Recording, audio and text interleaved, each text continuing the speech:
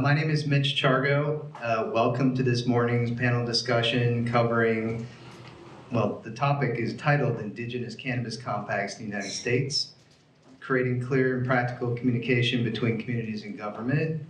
I didn't ask Sean, but I'm actually going to change the scope of this panel because I would like to cover a broader topic that's more of a comparison about tribal cannabis compacts in the states, particularly the state of Minnesota, where I'm from, and relate and compare that to the state of indigenous cannabis here in South Africa and other parts of the continent. From my perspective, after sitting in on great panel discussions yesterday, I feel the goal of this panel today is really to jumpstart a discussion and dialogue so we can learn from one another. I think it's really important and direct these micro conversations that we're all having yesterday and today into a more focused, sustainable, and actionable macro conversations to drive change and evolution in cannabis, indigenous cannabis, not just in the United States, but also around the world. Before I get started, I think this is the first time in the conference that we're actually having remote participants, so forgive me because my wife, my better half, is sitting out here. She'll tell you all I suck at technology. So as I was talking to the screen, it was aptly pointed out that actually the camera's over there. I don't get to talk to the screen, so that ought to tell you. Please don't let that affect your thoughts about maybe what I know or don't know about cannabis. But we're going to try to make this work as we get started. So I'm going to ask each of the panelists to briefly introduce themselves, limited to about 30 seconds. Focus on your roles and backgrounds in the cannabis industry. And really, this panel is meant to foster interactive experience between not only the panelists, but also with you in the audience. If you have hot and burning questions that you want answered in the moment, raise your hand and we'll answer the questions the best that we can. And we're also going to reserve time at the end for questions and answers, hopefully. Hopefully they'll have answers to your questions. So let's get started. Linda, would you mind introducing yourself? That's cool. Okay, sure. I had to first ask permission. Protocol observed. What's that? I had to ask permission to speak first. This is my elder. Oh, well then start. How about whatever works? Oh no, he's giving me permission. Okay, good. Good. Okay. Linda Siboto, co-founder of Chiba Africa, Africa's first cannabis and training institution. Deputy chairperson of AFASA, African Farmers Association of Gauteng, and deputy chairperson of Cannabis Trade Association of Africa. And I'll stop there. Amazing. Snoux? Hi, my name is Snoux Poswa. I'm the managing director of the Cooperative Development Center, the founder, one of the founders and the Secretary General of the Mpondoland Cannabis Belt Association. I'm the secretary of His Majesty's Nyandeni Kingdom Cooperative, which is a cooperative for the Kingdom of Western Mpondoland, of which His Majesty King Damasa II is the chairperson. And I'm the founder of the Rural Township Cannabis Incubator in Umtata. Hang on to the mic. Marleen.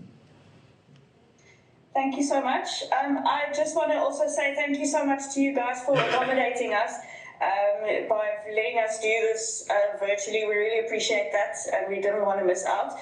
So my name is Marleen Theunissen, and I'm with Harambe Solutions and the Mpondoland Plant Project, where I founded both, along with a bunch of other awesome people, Bonke being one of them.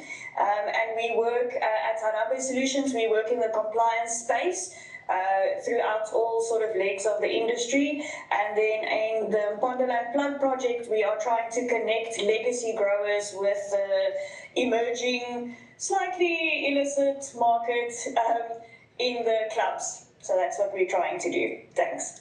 Awesome, thank you, Marleen. Bonke. Thank you so much. I would like to greet everyone in this meeting. It's my first time also to attend like this, So my name is Bonke from Tabangulu.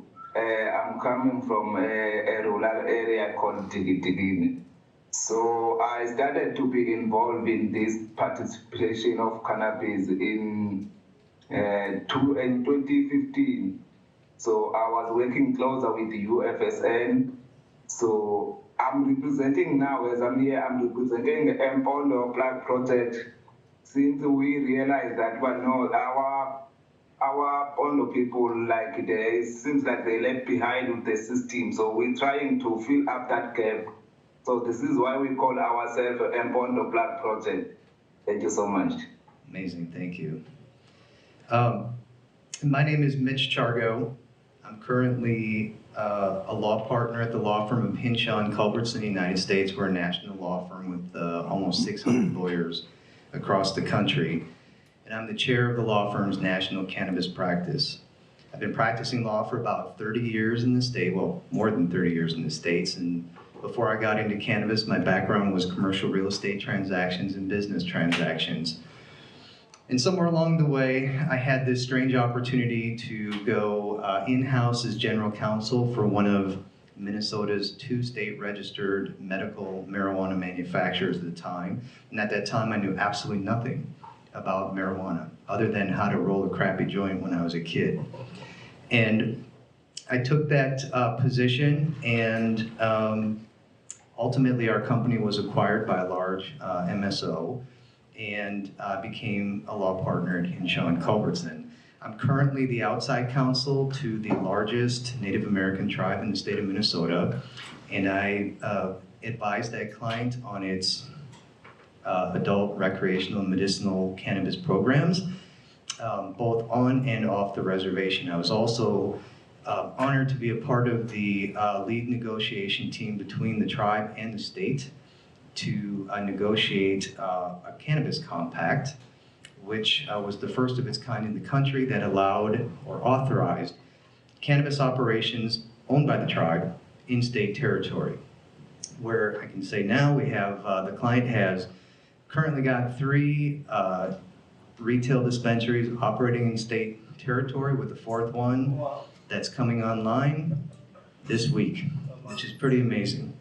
We also have the ability to cultivate, manufacture, transport, distribute inside state territory as well. So it was a landmark cannabis compact, and that's going to be the foundation of what we talk about today with these amazing panelists. I'm also a member of the board of directors of the Indigenous Cannabis Industry Association back home. So that's my background, and we have a great group of panelists who, honestly, I met 3 of them briefly before we arrived here, just meeting Linda, who actually saw your impassioned conversations yesterday. So this is going to be great. It's going to be raw because we really didn't have much time to plan a discussion or a dialogue. So let's just jump at it. And to frame the conversation for all of us, let me briefly describe the state of tribal cannabis and cannabis compacts in the United States.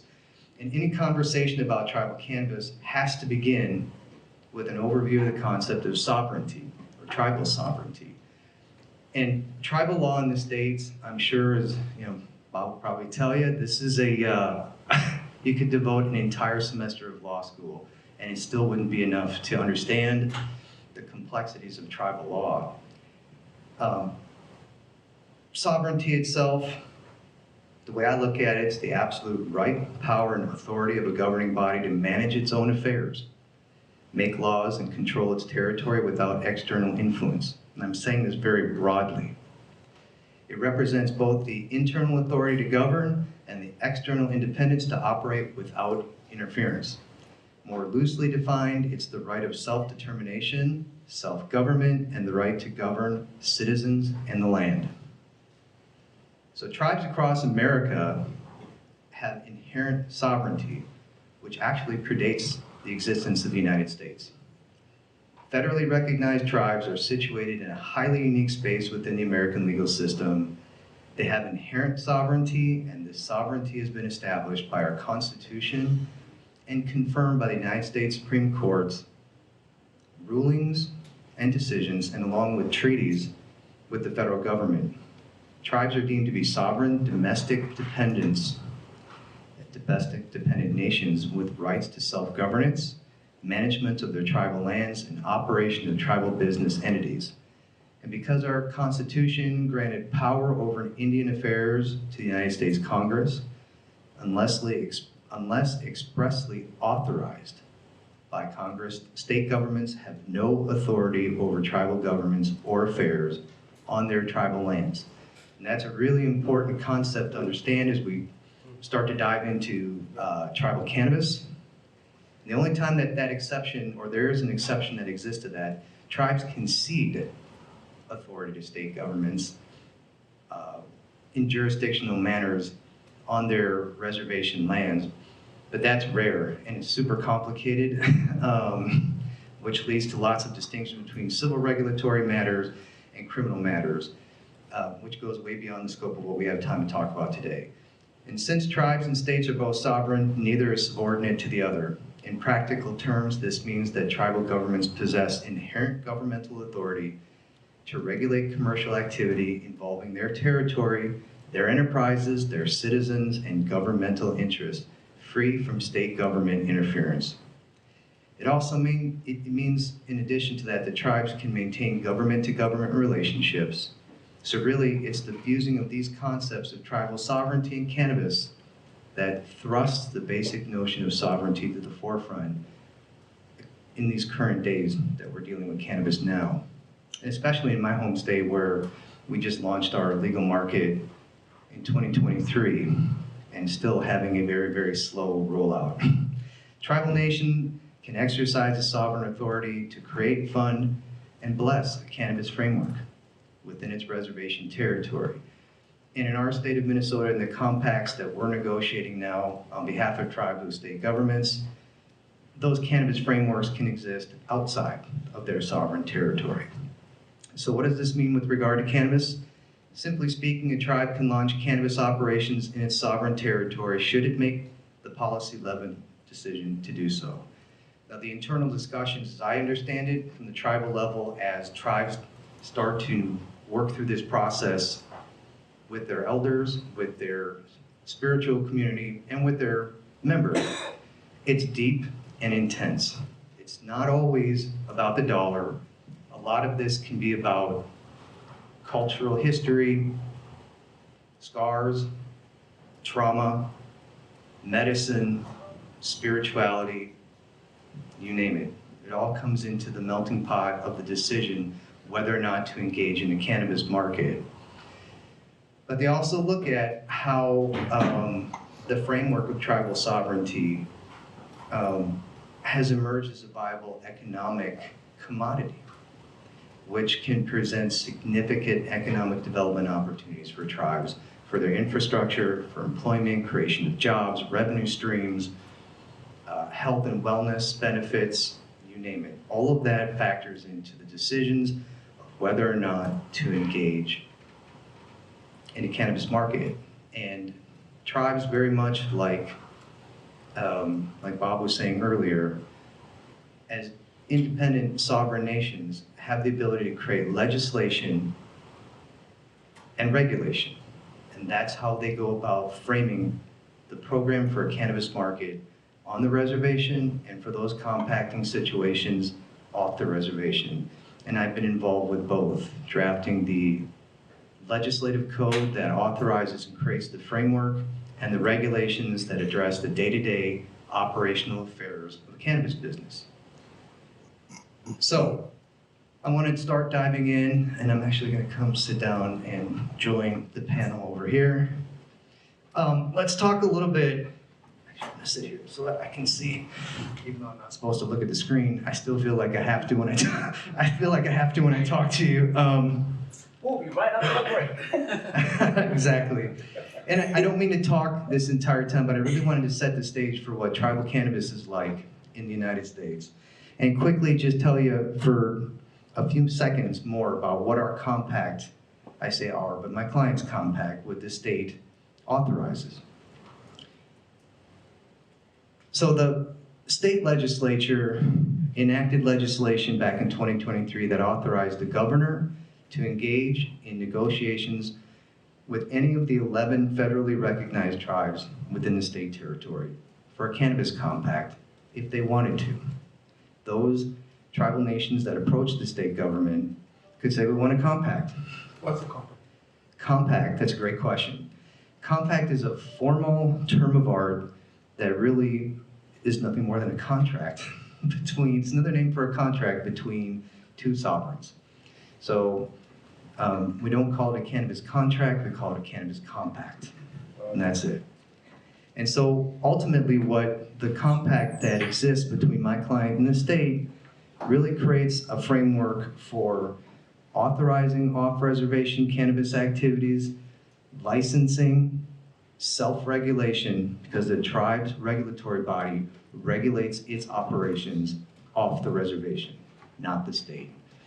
But the tribe had to agree to meet or beat state regulatory standards in its day-to-day operations. That was the give to get, and it was easy. Tribe said, we're not gonna meet him, we're gonna beat him every day of the week. So, I'd like to ask the panelists here who feel like they want to talk about it. I'm not going to pick on anybody just yet, but let's briefly compare concepts of sovereignty that exist here in South Africa, and I think the appropriate word is kingdom. Am I right on that? It's a tribe. It is a tribe, or is it kingdom? Thank you. Okay. Okay, just want to make sure. Make sure I want to get that right.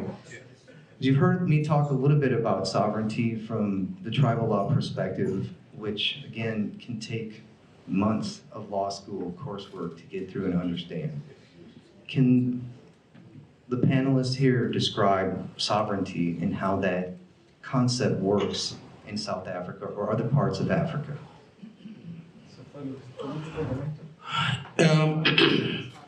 You've already described sovereignty in your presentation.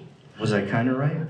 Not kind of right. That's sovereignty for everybody. Okay. Yeah, self-determination, the right to exercise constitutional rights or legal rights, in whatever space, especially in the space, in private space or in your community, and so on. In the cannabis sense, we have the opportunity of sovereignty on the level of our communities, our traditional backgrounds, our kingdoms, like Mpondo. Mpondo is a kingdom. Mpondo was a particular king, Ufako, who then has children, Mpondo Mese and Mpondo, which is already 3 kingdoms now, big kingdoms, you see. So they all have an opportunity to establish a lot based on their understanding of sovereignty. Then we have this opportunity on a national level, like the republic level, whereby we can establish a sovereignty there, which is even more beautiful because it's multicultural, it's multi-spiritual, it's amazing what that opportunity gives us to create a South African sovereignty concept for the rest of the world to deal with, you see. So this is our understanding of sovereignty in our spaces, what sovereignty is necessary for, and the kinds of sovereignty we're working towards as people. Awesome. Linda, anything to add to that? Yeah, I think also the funny thing is, Snoux and I just literally spoke about that. The tribal authority has always had the authority and mandate to align their needs of the community, but they never exercise that. And I think that's another conversation, but it's political, it's financial, it's survival. It's almost like what you would have in the United States government's electoral system. It's like I have to appease you in order to do this, but in the end run, I am messing up my people. Okay. But I need to stay in power. Yeah, and that's the Excellent. sovereignty. And also just to add to that, I think one thing, I grew up in Scotland from the 1980s, revealing my age. And the funny thing is, when you speak of this, I think of the Scottish. Oh, yeah. Because right now, they have their own parliament, their own governance, they want their own flag, they want everything except the Black Sea will provide. So it's interesting also, like, it's not a color thing, it's not a ethnicity thing, it's a human thing. Okay. Marleen, Bonke, anything to add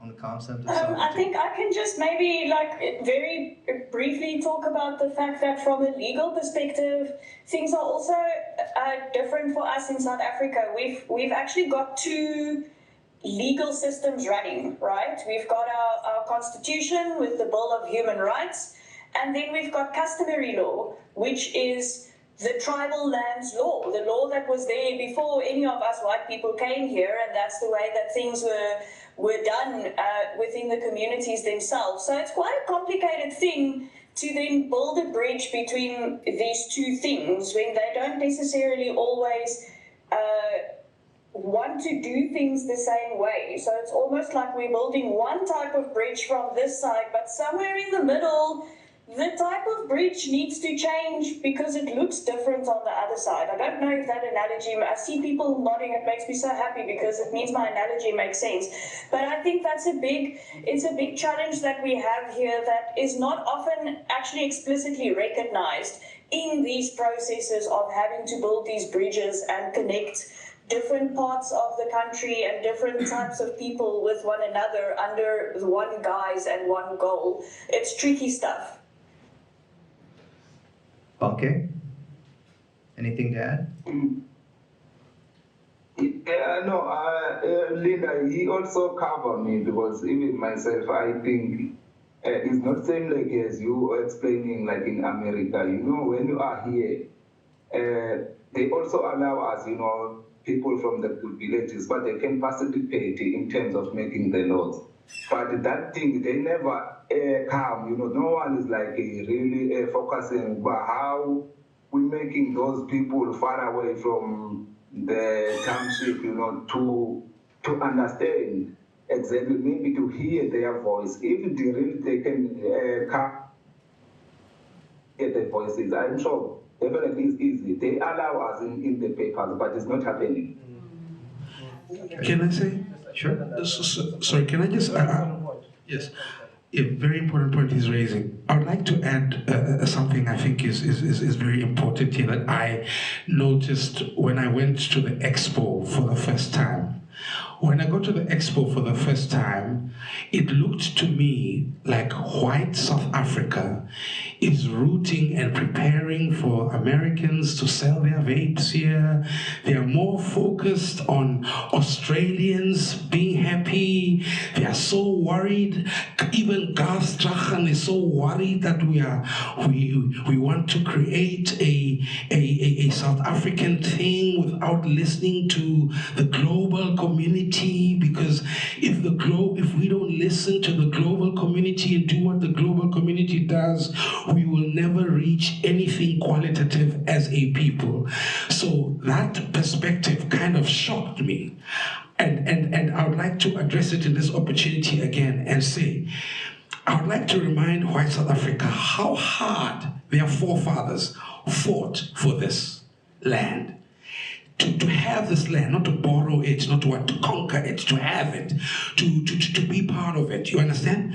So now your forefathers fight for this land, and then you who inherit all that wonderful victory start rooting for Americans and instead of building the land and securing a real sustainable sovereignty, which is obviously, after you finish conquering, there's no need to be fighting anymore. Now you decide to reach your hand out and work together with whoever's left in the land to get 100% of the people in the land all rooting for the one thing. That is the sovereignty and the success of that land. And because we're not doing that, now we're having a lot of discussions and we're very polarized. And so sovereignty in South Africa won't be possible until we all kind of get over ourselves. We stop playing the victim. South Africans stop let's say, being arrogant towards the process. Europeans just leave us alone and listen to what we're going to tell them when we're finished. I even said it that first day. I was saying, you know what, we South Africans, we don't, my wife is German, so I said, we don't need you. We've got white people of our own. So we don't need to even listen to you now again, and we'll be all right, and we're going to get it right, because actually we're not as dumb as you think we are. Sorry, I just need to... Those are great points. And I want to just, Linda, if you'll indulge me for 1 second. So the way the comparative experience would be from, again, this is from my experience with Minnesota tribes, right? Those tribes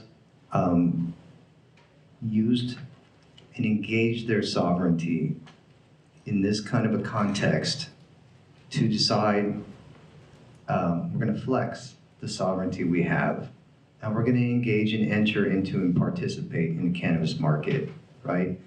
Leave alone for a second, we have all the issues about, prohibitions of interstate commerce of cannabis in the states. But they all made these policy level decisions. It's, again, a number of factors: economics, cultural, spiritual. These decisions all factored into their determination on whether they're going to flex their sovereignty and say, you know what, the state government has no jurisdiction to tell us we can or can't do this.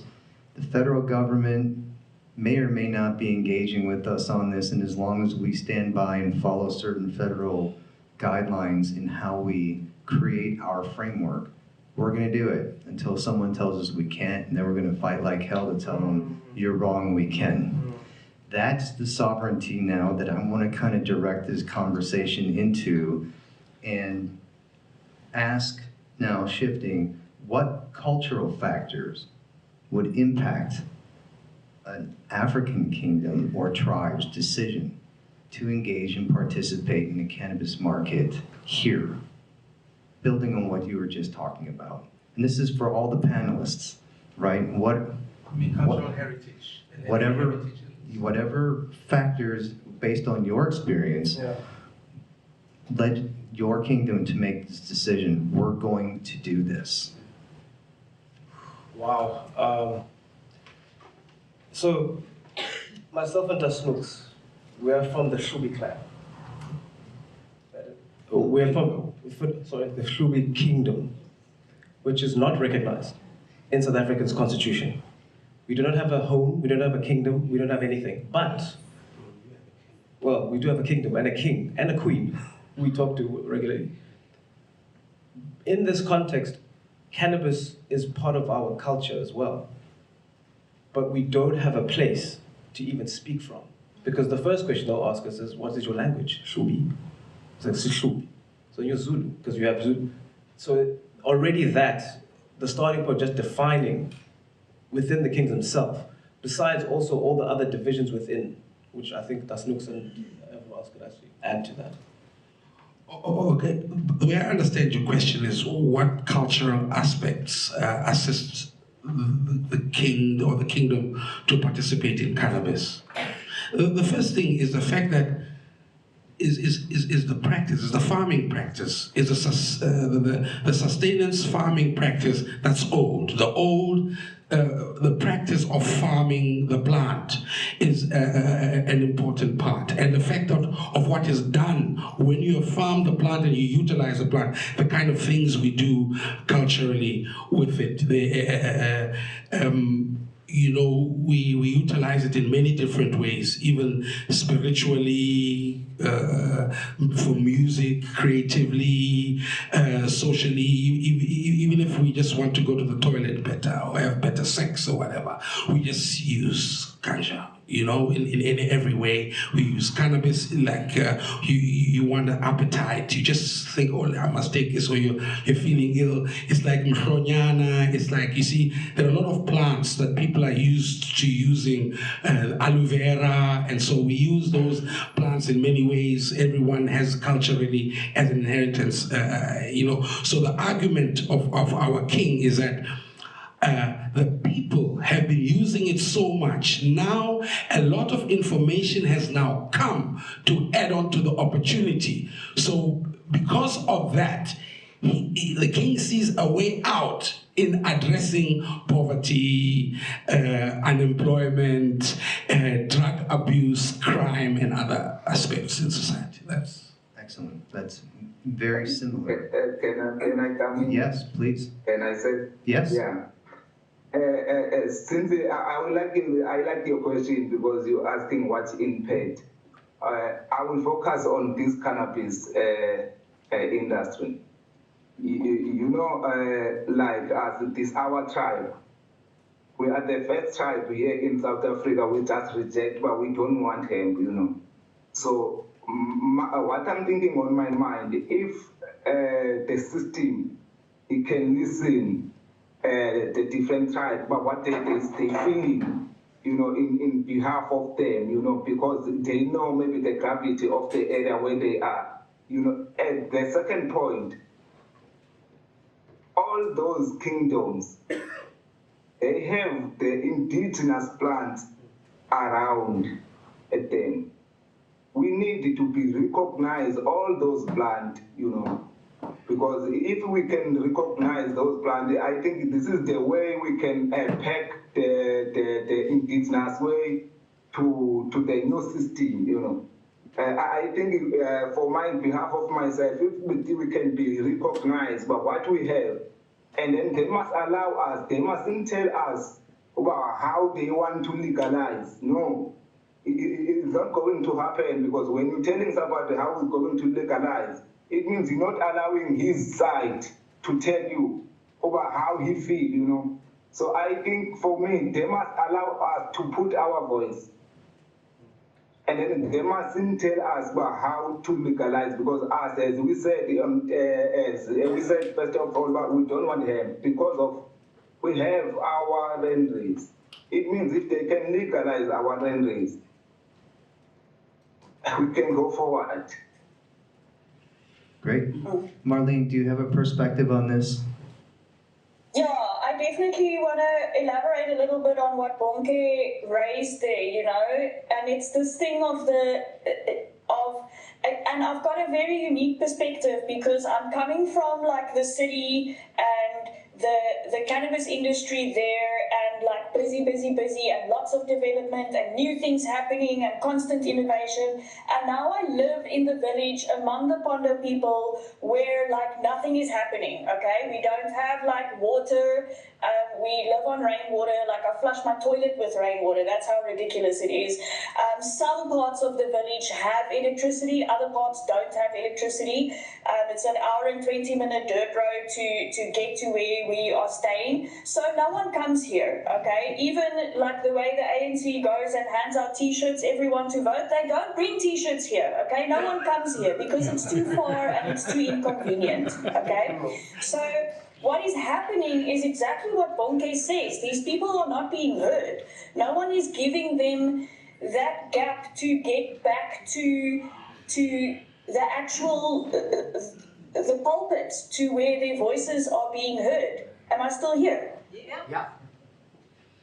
Yeah. Oh, no. Yep, we see you. Oh, I am. I'm just listening. Sorry, you guys are frozen on my side. I thought I was gone. No problem. So the problem is not only just that we want to come to the village with our fancy systems and our things that work in the city, but we want to just come and implement them in the village amongst these people who don't understand how those things work and who don't agree with the way that things are approached.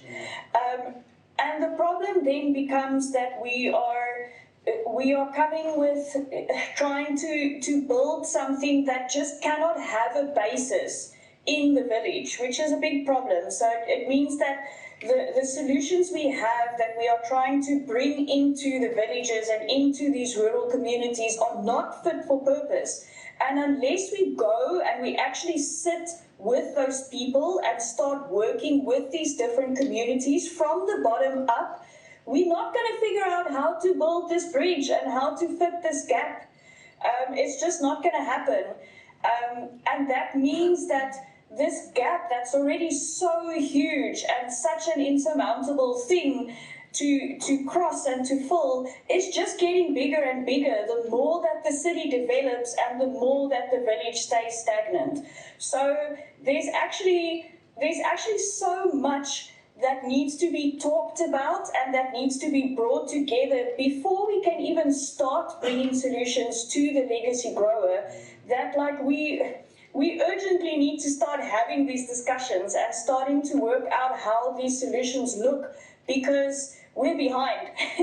We're behind in finding proper solutions and making sure that we don't leave these people behind and out of a market that they should have an integral part of, because they've been doing this for centuries. It's been generations and generations of cannabis farmers that we're just leaving behind. So it's actually quite unfair, but it's not as simple as just designing your solution in the city and coming to the township and the village to come and implement it. It doesn't work like that.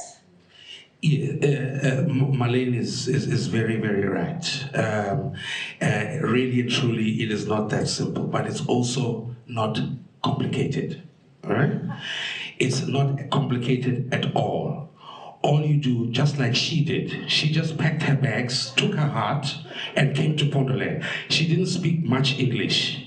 She just got into the car with her heart, her calling, her mind, and she came with genuine assistance.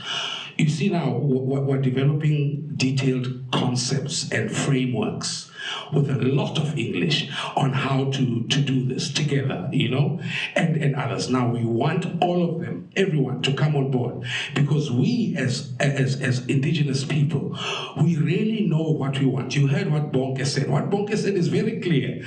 This is our genetics. Now, don't come and start saying we cannot do anything with our genetics until you speak English. Let us do with our genetics what we want, and then we can tell you how we are self-regulating. You see, the law that is so concerned about people's safety right now is saying to us Africans that all these 500 years that you have been doing this exercise without us telling you what to do, you have been killing people. You have been killing children. You have been killing. So when they came here, they found lots of dead children, lots of dead people from cannabis, and oh my God, they have to save the world now from all these dead people that have been killed by our forefathers for cannabis. You understand? That is what they are telling us. So sovereignty, boom, out the door. You understand? Because we're a bunch of idiots. We kill our own people. You understand? So, as telling us in the first place that no, we must first talk. We must first, before you, what have we been doing 500 years along? Have we been talking with you or have we been smoking? Huh? So, this is ganja, we smoke and then we talk afterwards. What's wrong with you? Well, here's what I would like to do is take that passion. Let's take the passion that all four of you have, because it's amazing. And I want to talk a little bit more specifically about the hurdles or obstacles, like practical examples of hurdles and obstacles. Marleen, I know you gave some when you were talking, but let's talk about some of those hurdles and obstacles. And then let's also talk about architecture frameworks that if you have the chance to say, this is what we would like to see as solutions to the problem, right? Because I think what I've heard in the last day and of discussions, there's a lot of problems, but there is no perfect system, right? The tribal cannabis system is not perfect, but they're flexing sovereignty to try to address those imperfections and address their own issues and hurdles for their people, right? So now if we could turn the focus and let's identify a couple of these hurdles and obstacles that are the most significant barriers. And then let's also come back around and talk about how to architect some solutions to those problems. Because I think as part of the larger macro conversations that we're having here, we need to also start advancing. We want to collaborate. Let's identify problems and let's talk about solutions to the problems, right? So let's start here. Yeah. Linda, start. Go ahead. Let's identify some of these hurdles. And then If there are questions, I know you had your hand up for a question. Let's bring you into the conversation too when they've had a chance to speak. And then I can also try to offer some of the Native American experience and hurdles that they face, because I believe there's going to be some similarities. I think the first thing is that people from the community who, I guess with the stigma that's attached to it, don't see this as food or medicine. It's a thing. And I think the other thing also, I think that's another complexity, but it's a whole other, I think another tangent I might go on, is also the commercialization of this spiritual sort of, commodity. But it's just understanding the value chain of it and also how it creates the employment. You've got mamas and like these goggles who've been, harvesting this thing for years, for decades. And now their cannabis is not good enough anymore because it doesn't meet the bud clarity standard, THC level, etc. Because we also have like a saturation of international genetics coming in.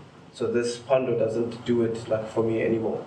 So that market needs to be revitalized for them to, be able to feed into it, because that's currently not what's happening. This is how they put food on the table. Now they cannot. I get phone calls and WhatsApp saying, listen, I've got 10, 3, 5 buckets. There's not even a metric system that aligns with this one. And the guy that does buy it to extract whatever will never give the farmer that value for it. I did an exercise of running around in Pondo with the Valavirus, which is the actual spectrum analyzer that we use to test, mobile testing. And I would say, look, these are what you would get at a facility, but even better because of the terpene profile. So you're actually selling medicine here. This is not recreational at all. But they wouldn't know that because they wouldn't have the tools that are there available, and they're getting taken advantage of by the guys in town. That's the biggest thing I see, and that's why Marleen was also saying things are moving in town and growing, but on the backs of these mamas and goggles. No, I'm good. Okay, sure. Marleen? Okay, I think I've spoken about some of the challenges that we've got here in terms of just logistics and general like skills development and things like that. There's a lot of people in our village that don't have any level of formal schooling. It's quite standard in this village for the girls to go to school. Hopefully the family can see them all the way through to matric. But the boys generally get taught some skill. They're gonna grow food, or they are gonna look after the cows, or they will be taught how to work with the animals. But often there isn't really a high level of education amongst these people, which means there's also limited opportunities for them in terms of finding proper work, having food to eat. So these are big challenges that we sit with. We also struggle to bring proper resources into the village. I think it's pretty clear that to do something like this, you need money. And everyone is always, the talk is great, everyone is like, yes, we have to help Mpondoland, we have to help the Pondos, the legacy farmers, yes, it's become a great buzzword, but no one wants to really like put their money where their mouth is, and either like come here and do stuff or give us money for us who are here to be able to do stuff. So those are all big challenges. I see Snoux laughing because he knows. Those are all challenges that we have. It's not easy to just come and bring change. Change is one of the hardest things to bring, especially if you can't really show the end picture to anyone. There's not really anyone busy doing what we are trying to do, which means I don't have a handbook to follow. There isn't instructions for me and an example to follow. We have to figure it out on the ground as we go. So I think brain capacity is very important from both sides. Both someone who understands the community and works with the community and is trusted by the community, to work with someone like me to then come into the community knowing these other different solutions from the city and the towns and all the developments that are taking place, and then actually here on the ground building the bridge. You can't sit in the city and want to do work in Mpondoland. it's not going to work. You have to come to Mpondoland and do it here. And there in itself lies the challenge. I don't think there's a lot of people who really We can do both. We can do both. We can do both. We welcome both. You can say this. Come to us sometimes. Bonke, do you have, can you identify some of the challenges, Bonke, the hurdles to a successful program? On behalf of all myself, I think the first challenge, we are from South Africa, we need just to understand the South Africa because we far each other, you know. If you are in Durban, you're far from the Pondo people. So why I'm saying this, there's something you can implement in KZN, let's say, you know. And when you come into Pondo people, that you cannot do it as you're doing in KZN. I think if we can understand that, because I will make an example.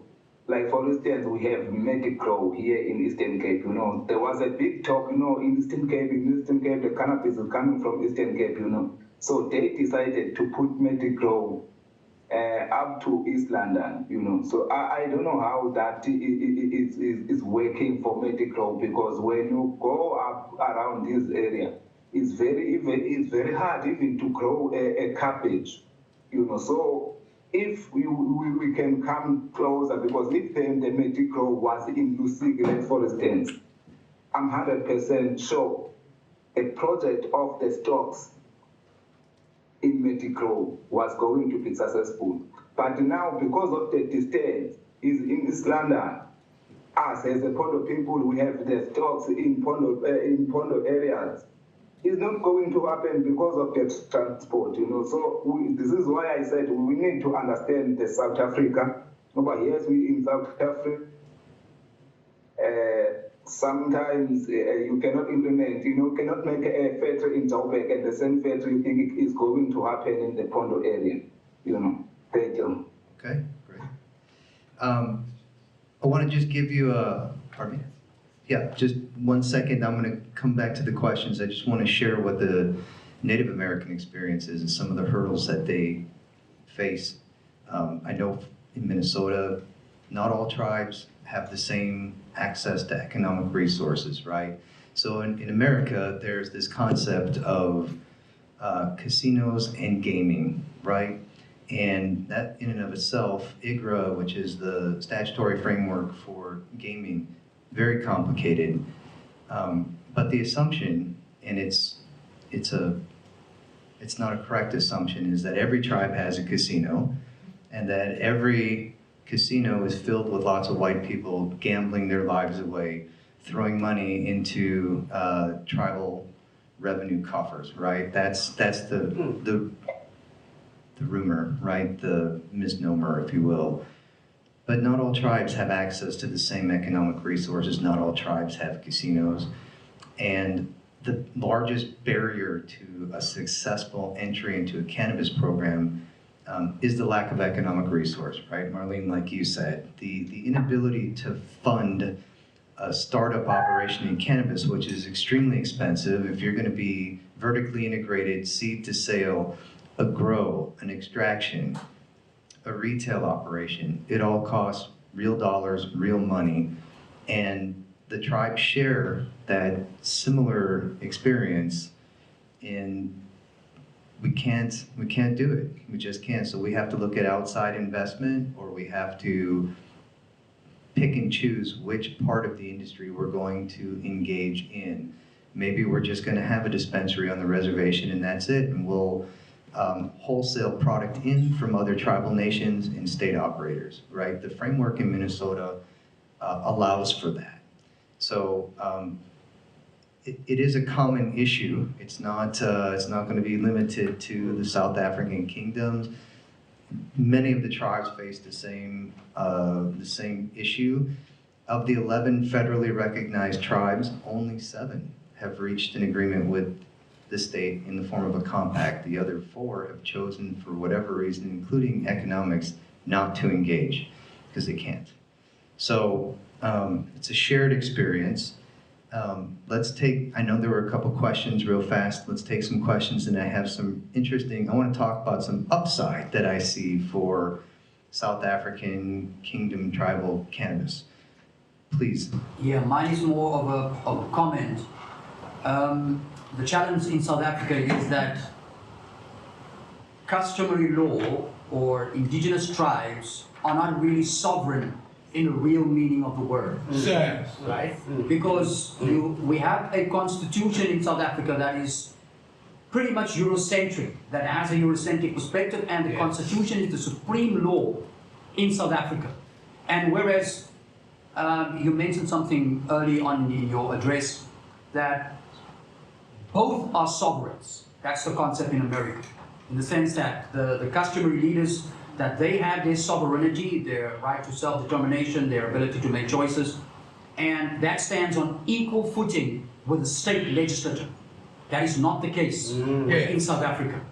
And because the constitution is the supreme law, you find that the ability of tribal leaders to make laws, first place, those laws have to conform with the standards set by the constitution. And those standards, as it currently stands, it doesn't benefit us. It doesn't speak to our challenges. It doesn't speak to our culture and our traditions. And especially in relation to cannabis. And here we want to state that, yes, even this government's focus has been on export. We've said that that is not a sustainable model. Because in South Africa, we have people in the tribes that are cultivating cannabis, and it is that cannabis that was formed the basis of industrialization within South Africa. Because people, they no longer want to buy the flowers from Mpondoland people because they've got all the stuff coming in from Holland and all over. But the indigenous land-based cannabis, that is going to form the basis for biodiesel, fuel for the body, food, clothing, shelter, building houses. Because in respect of those basic things, there are millions of houses that needs to be built within this country. The government has a budget, they have a housing department. Some of that budget must be used towards empowering those communities to grow the stuff that's going to be used to make the bricks strong. All of these different government departments, they have budgets, and it is those budgets, our tax monies, that must be used for the empowerment of these tribal or indigenous communities. And we see that that is the way forward. And in order for these indigenous leaders, for their sovereignty to be respected and acknowledged, and not just something that exists in theory, but something that has to be manifested in practice. Thank you. That's great. So one of the questions, actually a response to that, somebody asked me yesterday how the legislative framework in the state of Minnesota materialized in such a way that allowed or authorized the governor of the state to engage and enter into these negotiations with the individual tribes. And effectively, the 11 tribes, which are all super competitive with each other in terms of economics and like business enterprises and culture, right? I would call it a friendly it's competitive. It's a competitive environment. Came together, and we use the phrase lobby, right? There was an effective lobby put together by these 11 nations to work towards a framework in the state legislature that authorized the governor to go ahead and start these negotiations. Now, in full transparency, we happen to have a governor that was very receptive to the idea of engaging these discussions and for having a framework which authorized the tribes to participate in the state market. So not every state is going to have that. I'm hoping that what Minnesota's framework does is sets the bar for future alignment of Native American cannabis programs in other states to engage and participate and enter into the market that goes beyond Native American but into the state market. It's not a perfect system in Minnesota either. And right now we have to negotiate, and we're arguing over cannabis tax, right? Who gets the cannabis tax? Who gets to keep it? The tribe or the state? Whole separate discussion, right? So one of the observations that that I'm coming away with, and then I would pose a question back to the panel, is how possible is it for the different kingdoms, whether it's in South Africa or perhaps in other countries, to come together and advance the program and the concept together in a united fashion to make the gains and the advances that you want for a cannabis market, right? And I'm going to follow up with that in a question shortly with branding, because I think one aspect that South African cannabis, indigenous cannabis will have that at its advantage is authenticity in its branding of products going forward.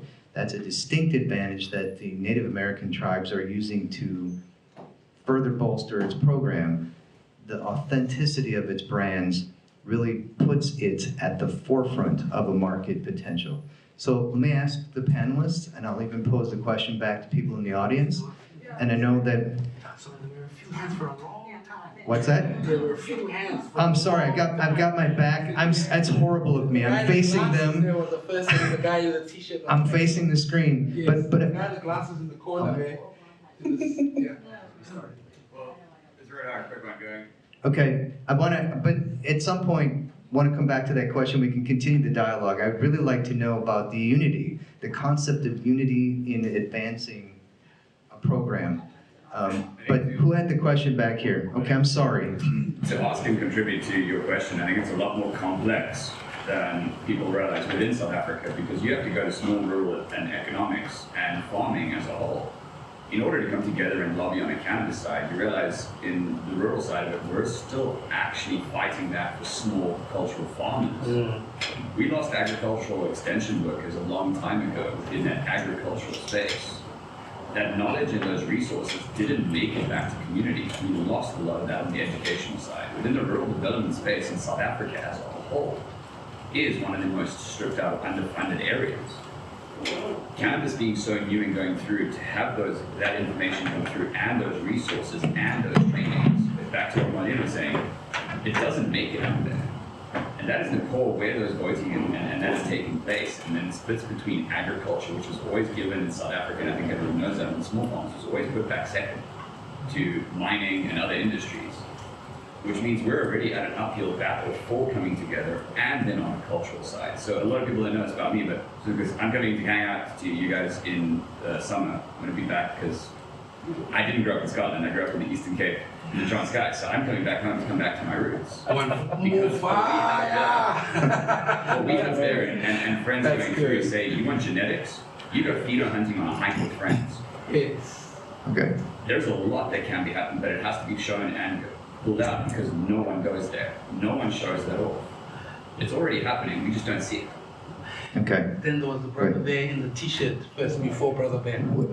But Tia, I know she had a question. Yeah, not exactly a question. So, indigenous knowledge systems is my thing. And let's go back to what Mr. Gareth raised there when it comes to sovereignty, right?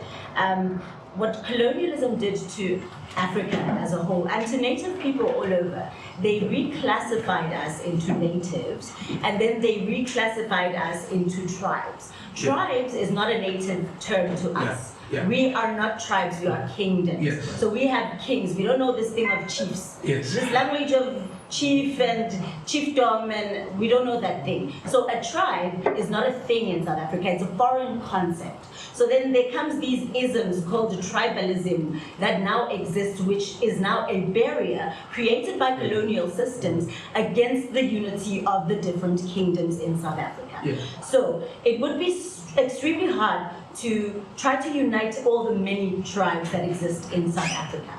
But also, not only that, because now we exist within this colonial framework that has stripped us of our indigenous laws and systems, even though customary law is a thing, it does not equal customary sovereignty. It does not equal that we can set our own laws and govern our own people. The Hlubis cannot sit in their kingdom and say, these are our laws, the government has to respect that. The government will tell them, sorry, we are Western-centric, we don't care about your barbaric, uncivilized notions, right? So the biggest problem that we have in South Africa, number one, tribes our kingdoms are not respected, they are not sovereign. So it would be very hard to then let's decolonize cannabis according to the Western-centric laws that don't actually accommodate decoloniality. So that is the biggest thing that we're having a challenge with within South African academia. We're discussing how do you decolonize something that people are not willing to relinquish. That means a whole entire scrapping of the constitution that exists and a new one being put into place. Because we still exist within colonial systems, colonial shapes and borders and boxes that we've been boxed into. So my biggest Wait, I want to ask you this. Yes. Because I want to gently, not push back on that, because I don't have the background or experience to push back, but I have thoughts, right? And the thought is, in that framework, since perhaps what I'm hearing from you is that scrapping the Constitution and taking all of these steps are drastic, it's never going to happen, right? So knowing that, how can indigenous cannabis advance in this country within the framework that currently exists and grab onto the potential that's there? It's potential, right? It's potential, but it's there.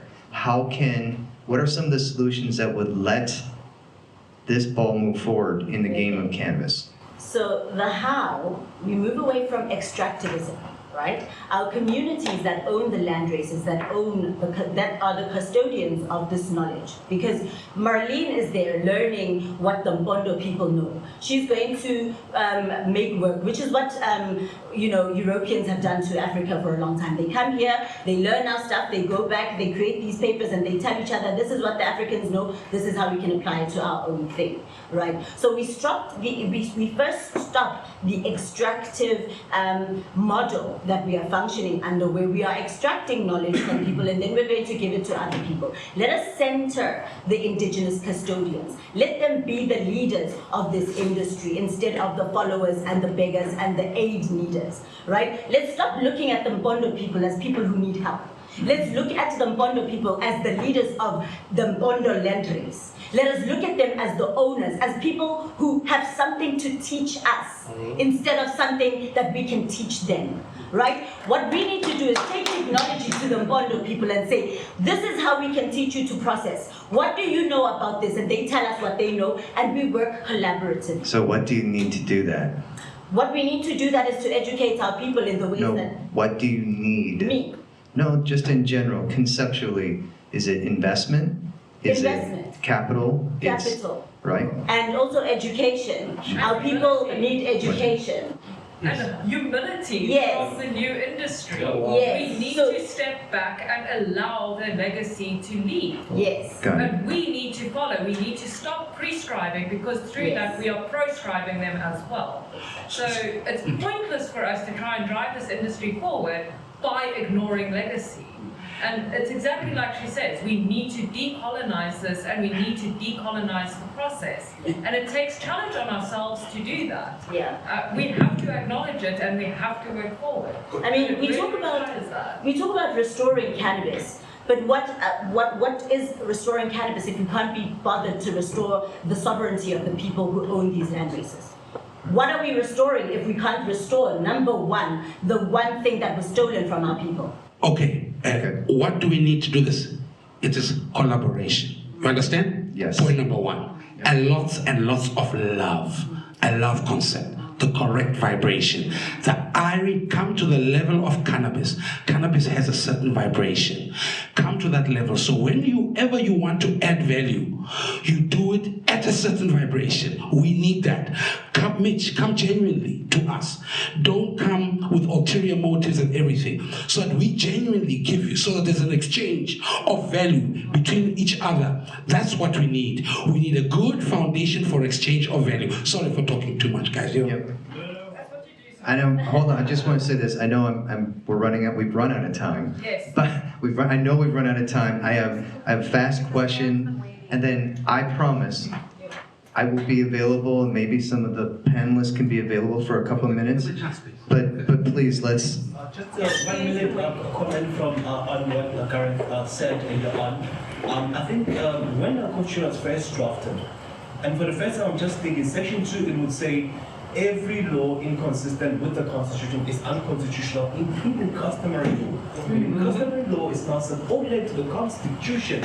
And I think maybe perhaps the drafter of the Constitution, I think at that time we're so much colonized to an extent that our customary law was not taken into account by the drafters. Is that just letting to kick now at this moment, that section 2, that even customary law is subordinate to the Constitution? We had the drafters maybe back in 1993 and 1996. Thank you. Thank you. Yeah, thank you. There is challenge on it as well. You're raising a very, very good point of the current discourse of the law. Please raise your voice, Brother Ben. Oh, sorry. Now, I'm just saying to the brother, thank you for his opinion about the Constitution and the loggerheads that we have with amending the Constitution that is no longer, that certain sections are no longer relative to where we are today in South Africa. I feel what the sister is saying there about rural sovereignty. Myself as a Rastafarian elder, also a member of the Khoi community. You know, like we are one of the few communities that still live under this burden of racial classification. So for myself as a mixed race person that has just about every nation's blood within me, that's why I'm known as Brother Ben. I'm a colorless person. I don't know what it is to be racist, because I cannot be. Just by default, I am all nations.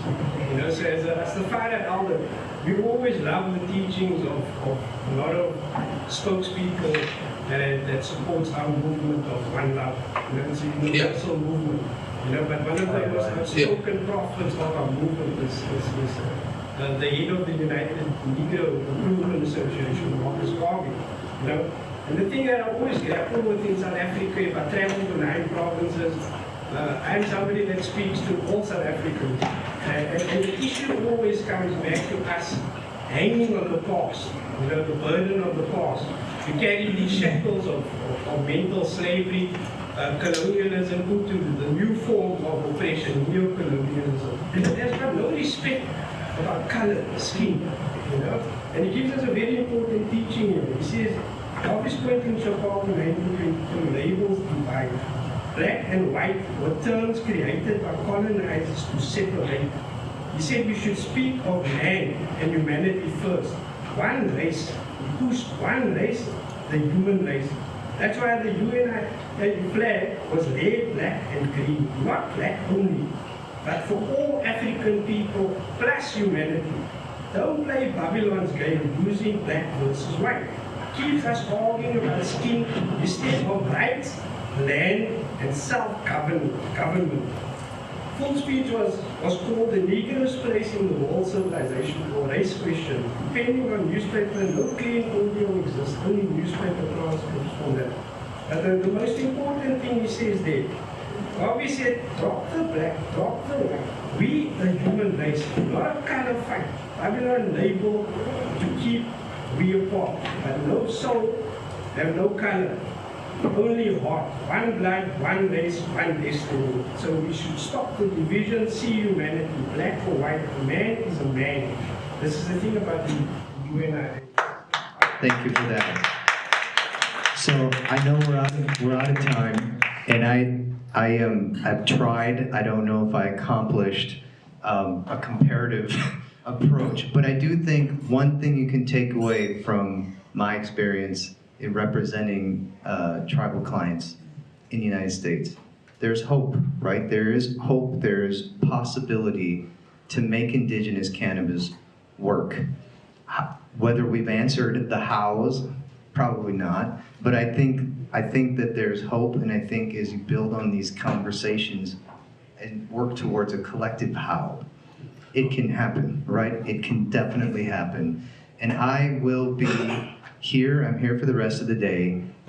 And hang on one second. I'm here for the rest of the day. I'm happy to step outside and talk with any of you about the experience working with Native American tribes and helping develop their cannabis programs. And whether it's today or in the future, I'm available and willing to be a resource. Yes? Just 1 minute. So, Robert Ben and I have been talking for maybe 2 years ago now to get land races out. And the market access is only available for EU GMP post-harvest facilitation. And one person's controlled that for many years in Africa. one single guy, and this is going to change. Ben and myself are engaged in a project now where our facility will be available to export genetics from these lands using the land races and the communities. And without the EU GMP facilitation, it's never going to reach the market. So you can export the land races from here. You can have one price for your local people, and then you can compete on the international market. And people don't want to get the land races out because they want to control it in a certain way. And Ben and I have been talking for a very long time. And this is happening early next year, and I can talk about it later on. Thank you. Thank you to everybody for being here and to this excellent panel of participants in this program. I thank all of you, Marleen and Bonke, thank you for doing this remote. Snoux and Linda, thank you so much for your insight and your knowledge. Yes. And we have the how, Mitch. Don't go to America saying those South Africans don't know how to unite. I'm not doing that at all. To make money. Yeah, right now, Mitch. I'm not doing that at all. I know we have the how, we just have to find it. We're going to do it. We're going to do it. We're going to do it. Thank you.